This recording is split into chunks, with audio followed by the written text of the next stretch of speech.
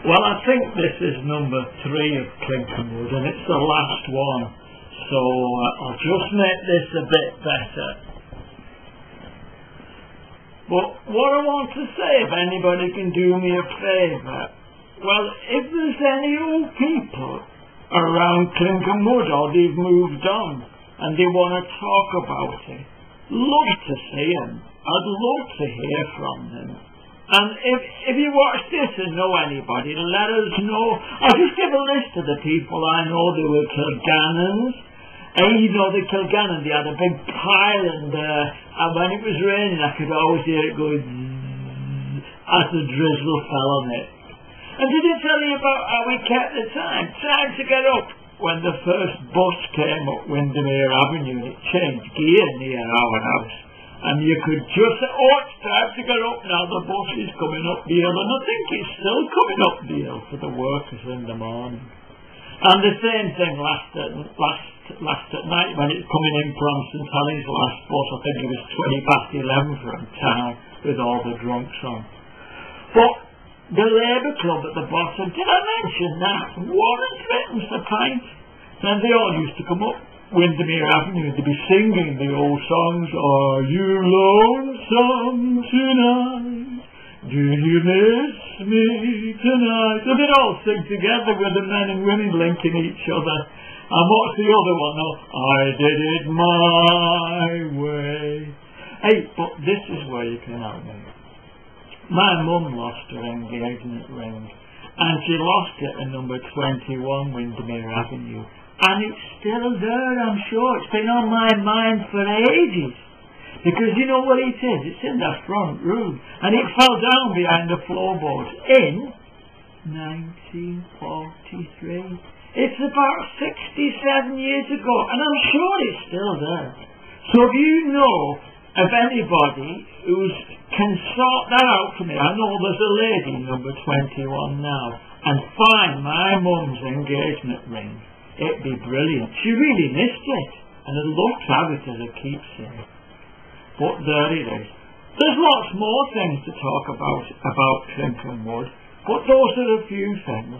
And I hope any Clinkham Wood, Carmel, Mossbank people watching this would give us a word or give us a sign. And if Mrs. Lynn, she's still there across the road at number 22, I wish you well. She must be about 96 now. I've not seen her for 2 years. So I'll see her, all the Clinkham Wooders, Mossbankers, anybody from Lancashire. Nice talking to you.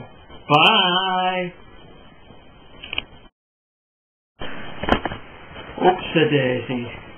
Well, this one is number 3 about St Peter and Paul's Erskine, where I went in 1955. And I want to tell you about Lent there, because we were sort of very holy in a way. In Lent we had this little book, and you had to fill it in for every day that you went to communion. There was a big sea, and you had rows going down and rows across. And then no, it wasn't. The C was for confession. Confession was on a Saturday. And if you went to communion, you did a little cross. Anyway, it's getting near the end of Lent.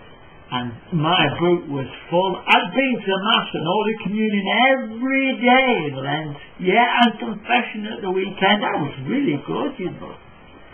But anyway, this happened. This is a true story now. I was going from Windermere Avenue to St Peter and Paul's. Crossed the East Lancs Road, you have to be careful there.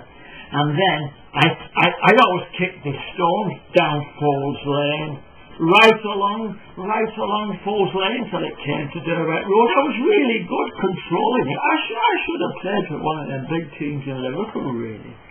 But anyway, I went up Derwent Road, past the school. And just past the school there was these little blackberries, like, you know, growing, and the lovely juicy black ones. And I was going up, and I forgot, because when you go to communion, you're supposed to fast before you went the night before, and then the morning you couldn't eat anything.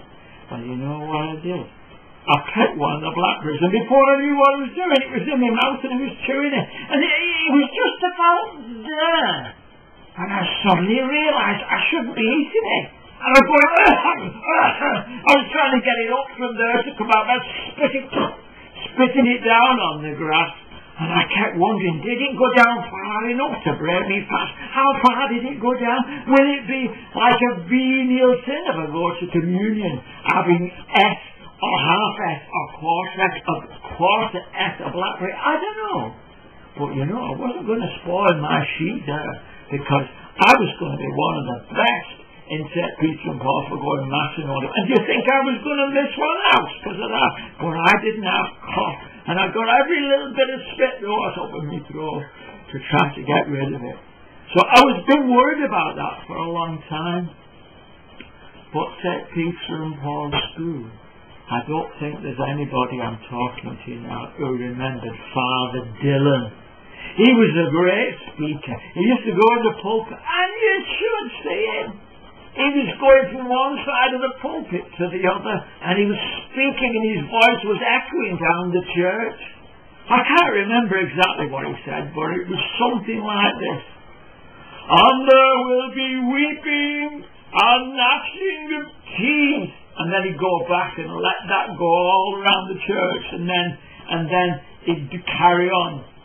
Then will be the four last things: death, judgment, hell or heaven. And the goats will be separated from the sheep. And it was sort of scary in a way, but we were only kids, so you sort of laughing. But the way he rolled around the pulpit and his voice echoed, I love if anybody remembers that. Because the other priest we had was Father Kelly from Clinkham Wooders, and he was very, very quiet like this. But at least Father Dillon used to shout and roar. And it was good fun. Anyway, that was my time in St. Peter and Paul's School at Finchgate Road. There were some other things like in a spiritual way, because on the road down to Paul's Lane they built a church. I used to go to the Protestant church even though you weren't allowed to, and we'd sing these great Sunday school hymns just once a Lent, in case you think I was becoming a Protestant. And it was a bit like this: the wise man built his house upon the rocks, his house upon the rocks. And it went on like that. And the rain came tumbling down, and the rain came down, and the floods came up. The rain came down, and the floods came up. The rain came down, and the floods came up, and the house on the rock stood still. Yeah, it was a great song. You just thought I saw that bit in. So any Finch people from St. Peter and Paul's, Barbara Jakubiak, I hope you see this, because I can't remember anybody else. And Pat Ryder I mentioned earlier on. So take care. This is number 3. It's the last one. And I'm sorry it's finishing. The last one of St. Peter and Paul's Finch. Bye now, and look after yourself. Bye.